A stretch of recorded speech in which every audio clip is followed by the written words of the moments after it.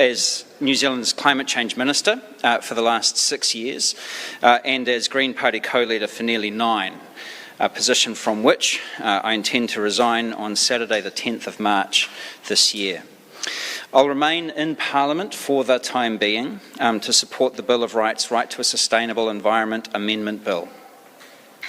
In my maiden speech nearly a decade ago, I said that I wanted to advance nature's rights laws in Aotearoa, and I do want to take the opportunity of having had my members' bill drawn from the ballot to do that. However, I do not intend to remain in Parliament beyond that. It has been an honour to serve alongside my co-leader, the Honourable Marama Davidson, her predecessor Matiria Ture, and an extraordinary caucus of Green MPs, staff, party officials and volunteers. I am very, very proud of what the Green Party has achieved on my watch. In 2017, the Greens became a party of government with ministers for the first time. We are the only government support party to have increased our support during our time in government, and we did it in each of our 2 terms in government. Having gotten into government for the first time, we passed the landmark Zero Carbon Act with unanimous support across Parliament. That made us one of the first countries in the world to place the Paris Agreement's 1.5 degrees temperature target in national legislation. I'm really pleased to see the Zero Carbon Act survive its first real acid test in the recent change of government. We can be very proud that we are one of the only countries in the world that now has an enduring framework for climate action, with long-term targets and institutions that will guide our progress over several decades and multiple changes of government. In returning to opposition, the Green Party now has more members of Parliament than we have ever had before.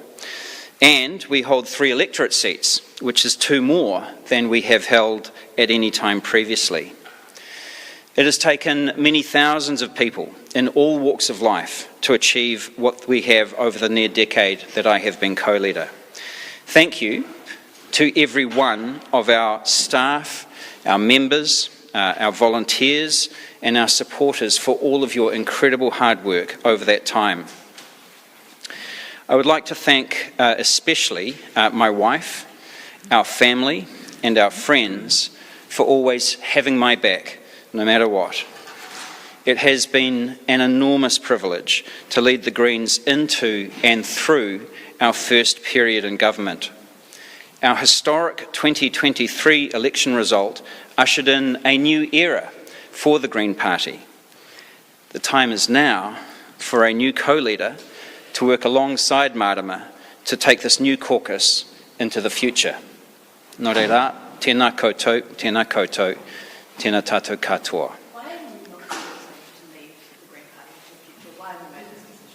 Well, I have served almost 9 years as co-leader of the Greens. That's about the average if you look back over previous co-leaders of the Green Party. It is a long time to be in that role.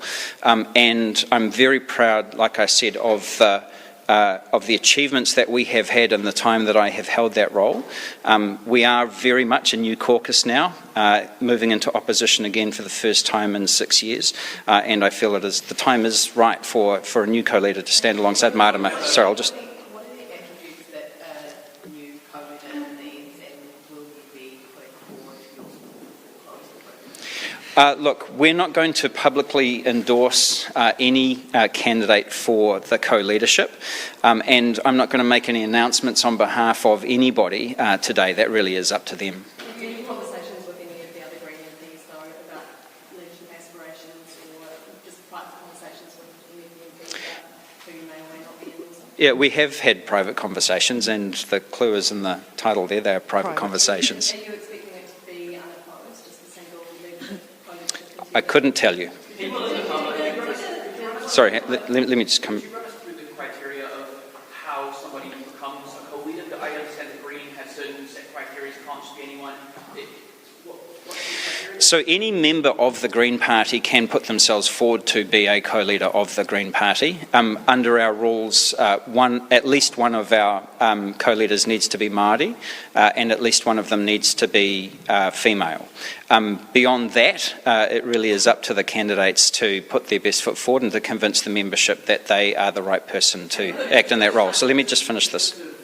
Your next career steps, have you looked beyond what you're doing outside that sustainability bill, outside this place? What are you going to be doing? Look, I haven't made any decisions. The key criteria for me is the ability to continue to make an impact in climate and nature, and that is really the kind of lead criteria that I'll be making my decision on. Any regrets over the last decade here in Parliament, and also you've talked in the past publicly about some of the difficulties in government, some of your governing partners. Are there any, what was down as one of the hardest things that you've had to do? Oh, so of course there are always regrets, right? And I don't kind of keep a list of those things. I think there is always work undone, and that's probably the greatest source. But if I felt that I could still continue to make a big difference on climate and nature, and to kind of do some of those things, then I wouldn't necessarily be standing down. I guess I'm standing down because I feel that my time here and my work here is complete, and I'm really satisfied with it. You faced a number of leadership challenges from within the party over the years, with the ability to now reflect. Is that difficult? Oh yes, but I would say that all of that challenge made me better at my job in the long run. You spoke about In terms of public sport, Brett, is the time to step up now? Like I said, Mikey, we are not going to be endorsing any nominee for the co-leadership, and it really is up to anybody who wants to put themselves forward to make those announcements themselves. That is up to them. Sorry, Bridie. How long have you been mulling this over, and were there any key sort of events or incidents or conversations that helped you make your mind up? Well, the key one was the election. Like I said, when I first stood for the co-leadership back in early 2015, what I committed to was taking the Greens into government and then safely out the other side. Now, we did have a conversation amongst MPs towards the end of last year. We had an MP retreat in November sometime, and there was quite a strong call for us to stay in place. And of course, with so many new MPs, we wanted to make sure that we were sort of settled as a caucus, and so I sort of felt a duty to assist us through that process. But ultimately, for me, my job has been about taking us into government, doing a good job of it while we were there, and then, like I said, taking us safely at the other side. No, it didn't. There are always events and crises that we need to deal with in this role, and so there is never, in my experience, any convenient time. So I had made the decision before that. Yes, Joe. No.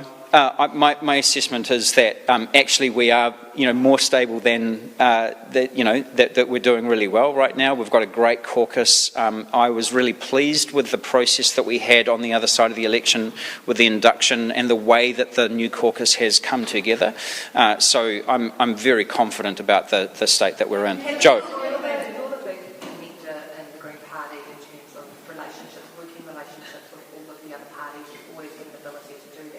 Are you worried that there isn't anyone else in the party with those relationships? Or how do you go about, making sure that there is someone still in the party to fill that role? No, I'm not worried about that. And I do think one of the markers of our MPs, broadly speaking, if you look, for example, in our work in select committees, is that we are often the people in those select committees who are trying to build consensus or who are open to kind of non-partisan or non-tribal ways of working. And I would expect that's been a sort of a tradition of ours well before I got here, and I would expect that to continue.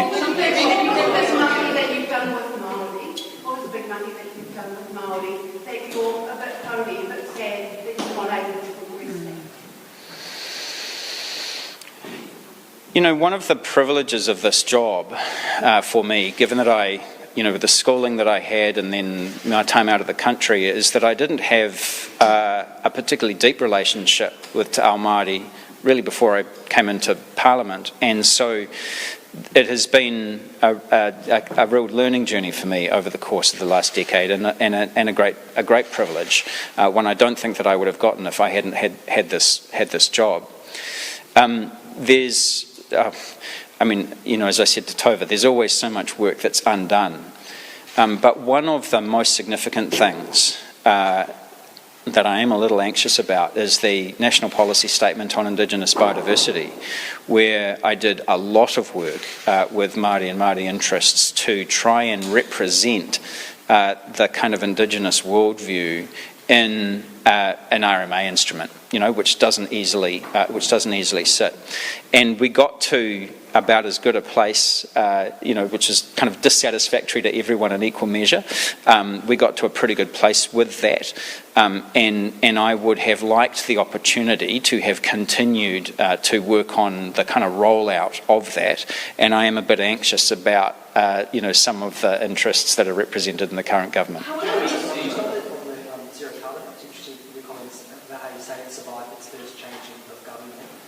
Where does that sit in terms of your pride?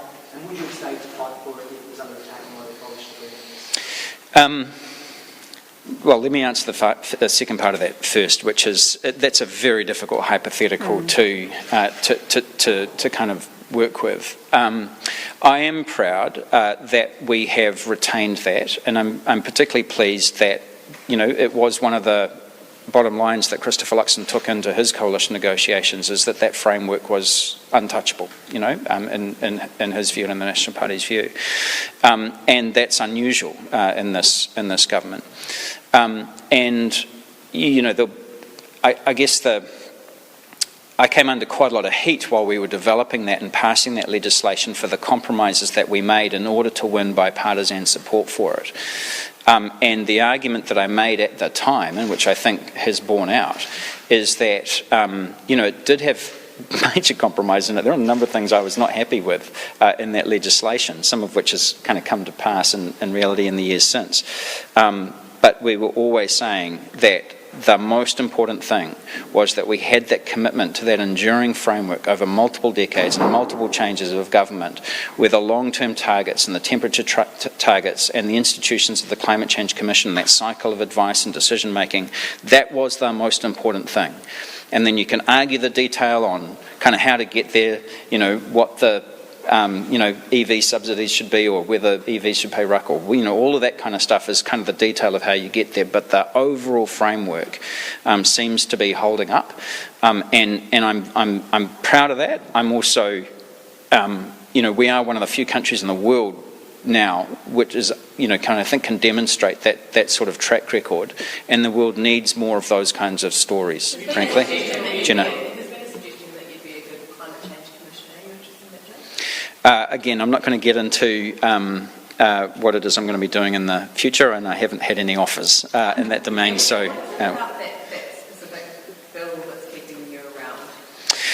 So the Bill of Rights, Right to a Sustainable Environment Amendment Bill, is significant because what it would do is clarify our existing Bill of Rights that actually, as New Zealanders, as people, inhabitants of this planet, we depend on our natural environment for our very survival and for our well-being. And I didn't author the bill. It was actually drafted by Lawyers for Climate Action about 3 or 4 years ago, and it has something like 53 or 54 what were then Queen's Councils, now King's Councils, who backed it and supported it. So I feel that I've got an obligation to kind of shepherd that through, and I think if it were a conscience vote, and as a Bill of Rights amendment, I think it should be, that there is a chance that we could make it law. Undoubtedly, there is. However, for the time being, I would like to kind of continue to lead on it. largely, so this is a bit selfish of me, but like I said in my maiden speech, I actually did say that I wanted to make a difference to nature's rights laws in New Zealand, and you remember what Paddy Gower had to say about that at the time. And this is really an opportunity for me to do that. What discussions have you had with other parties about peace and war? Look, to be honest with you, it got drawn just as the summer recess was starting, and I haven't had any discussions yet. So, Tova. You mentioned your wife and your family and your friends and the support that you've had while in this place, and that's one of the hardest things about this place, is some of the sacrifices that people have to make. When you reflect on those kind of personal sacrifices, how do you feel about the last 10 years? I have asked a lot of my family, and they have given me everything and more. And I don't think any of us could do this job or be functional without that support. Sorry. What has been your biggest battle behind the scenes on climate change? That's a good question, because there were so many, and I don't keep a list. Is there one that's really torn your hair out? Yeah, I'm quite grateful to still have some, frankly. You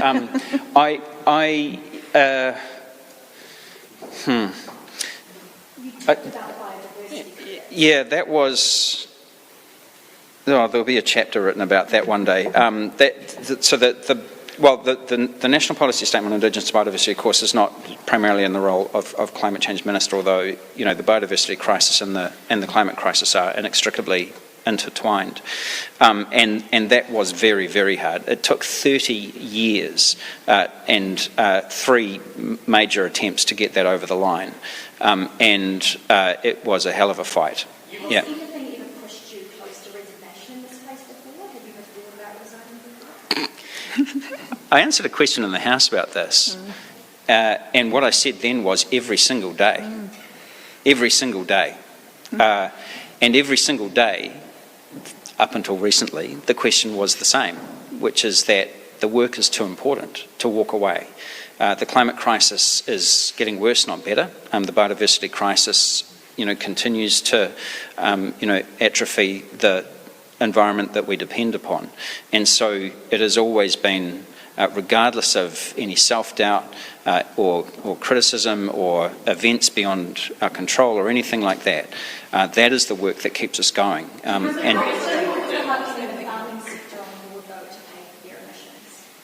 Yep. You've often been sort of touted as the centrist linchpin within the Green Party. Is there a concern that once you're gone, it's going to lurch further to the left? Marama, perhaps you want to... Can I get in ahead of that? So one of the things that we often joke about is the extent to which we're typecast in kind of those sort of caricatures, and I think that is just a function of politics. I think that what will happen is when I am no longer here, somebody else will get typecast with that. But ultimately, we are. One of the things I'm most proud of, in my view, is that our caucus and our party is actually clearer about what it stands for, more unified than it has been since I first came back from overseas to join.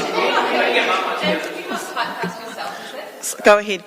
I'll just respond to you. You guys will lurch to the left.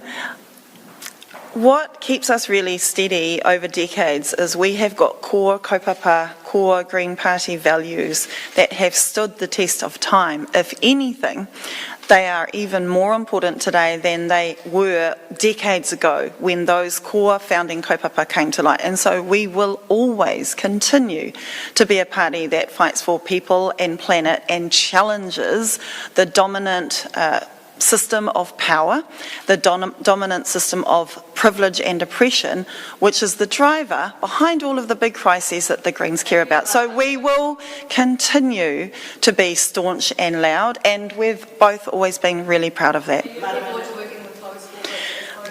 So I am looking forward to the next co-leader. James and I will be really clear to not interrupt the process, a fair and just process that the party has in place to elect the next co-leader, and that includes not privileging or commenting on who the candidates will be.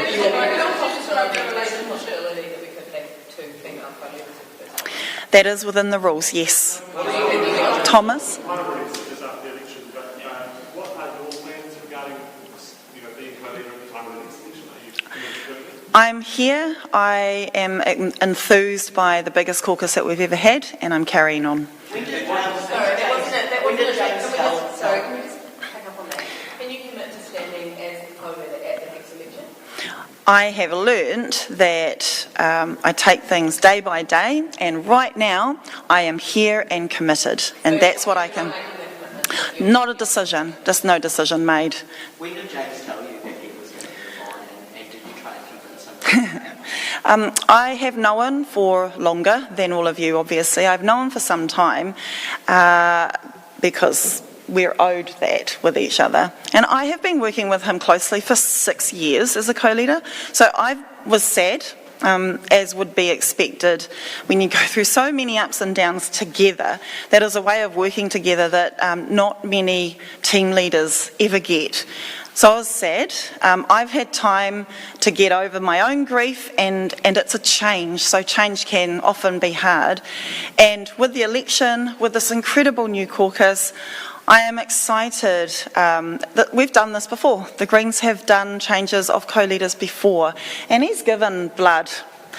He's given his life and he's given blood to this mahi, and I am now happy that he gets to go to the beach. So did you try and convince him to stay, or are you kind of... Actually, the reason he's still here is to help us through the election, to help us get our new caucus in and settled, and we're keeping him around when really he deserves to have his time. So I'm glad he's still here for the time being. Can I follow up on that? Because you repeatedly said that you wanted to take the Green Party into government and safely out into opposition. Is part of the reason that you are sticking around for an unknown amount of time at the moment is because you do have a larger caucus, you do have a lot of new MPs, and you see it as your role from the more senior MPs to actually guide that new caucus through opposition? Yeah, look, I mean, I'm happy to act as a mentor and a support to our caucus and to our MPs and to our staff and so on. But there are a number of senior MPs who have been around for a while, and if I wasn't here, then, I think our new MPs would be very well taken care of. No, it was not a factor in the decision. No. Sorry, Mark. Your biggest legacy will be, when you look back on it, we know it's time when you've got some distance from being here. Legacy questions always leave me slightly queasy because it personalises the work. But for me, I'm very concerned about our ability to continue to survive as a civilization on the face of this planet. And that kind of principle has really guided my work. And so, to me, the idea that we're able to create change that endures over multiple decades and multiple changes of government is more important than anything that kind of occurs in the here and now. Can we just return to reflections for a moment? You said, every day that you talk about resigning from the statement of the Federation or not. But Nope. Can you maybe tell us what the hardest thing to bounce back from was? Because you took quite a bit on it. Yeah, including some actual knocks. I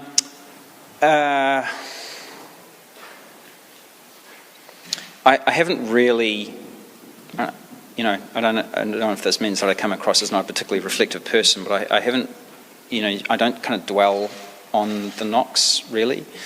There have probably been half a dozen incidences over the course of my time here where, that kind of balance of, being able to do good work and make a difference versus the kind of cost of that came pretty close. But, it never swung in that direction. Right. To that point, how difficult has it been for you to strike that balance between idealism and pragmatism when you're doing this job? I don't see those things as two things that you weigh against each other. I think that and this is a very personal view, is that pragmatism is how you deliver idealism. is that we've actually got to engage with the world as it is, and the Greens, for many, many decades have talked about building consensus, and that means building consensus with people who fundamentally disagree with you, not just with people who already agree with you.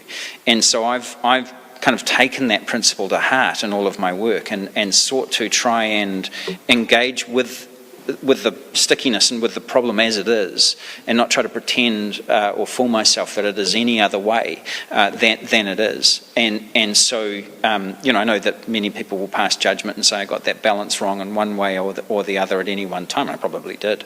But I sort of see those two things as the same thing. Sorry, let me... Did you talk to any other MPs who may have moved recently about the process of moving? Like, did you talk to them about potential? Well, I'll honour the question by saying yes, but I'm not going to say I'm not going to divulge any private conversations that I've had.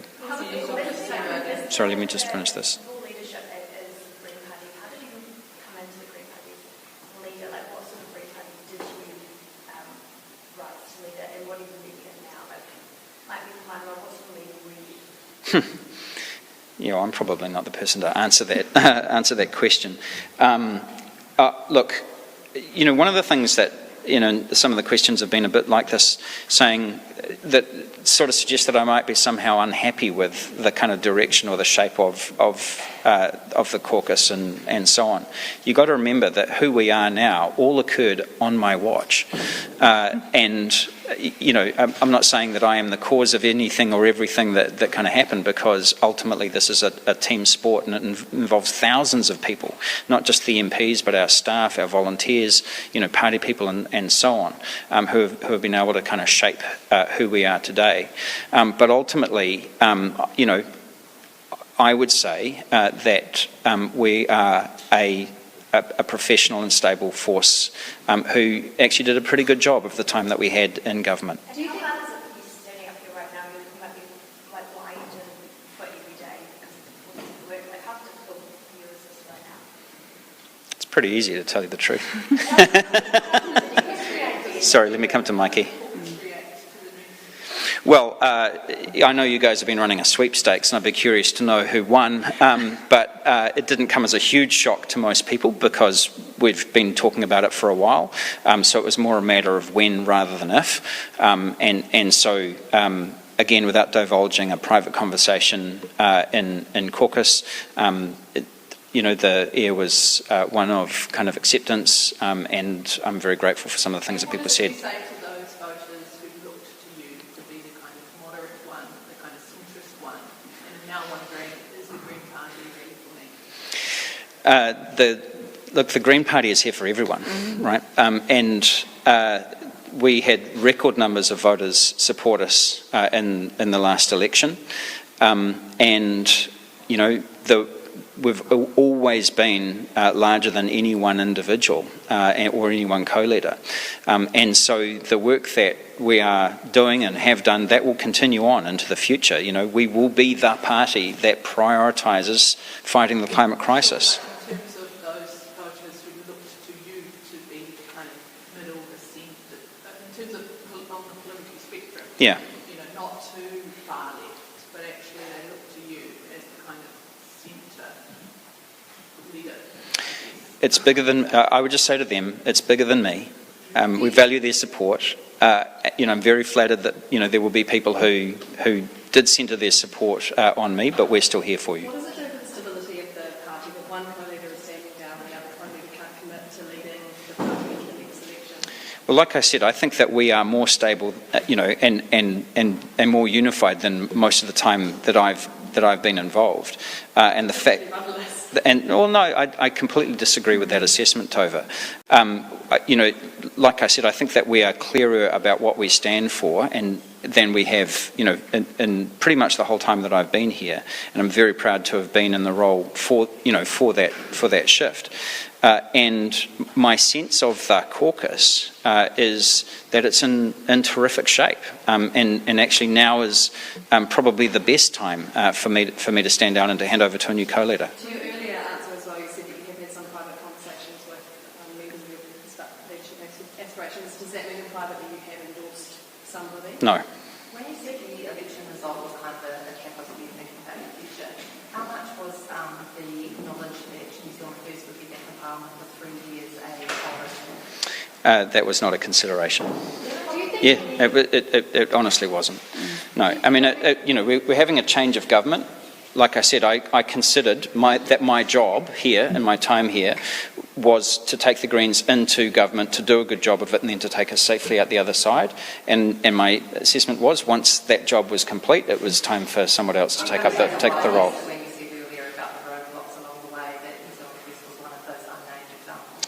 But not exclusively.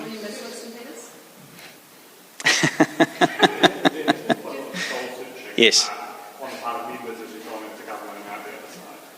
As the members consider voting on the next direction for the party, what is your message to them about, what's just happened and where you think the best direction is for them to go forward? Not about candidates, just about, philosophy. Sure. Well, I mean, I'll kind of have those conversations with members when they ask.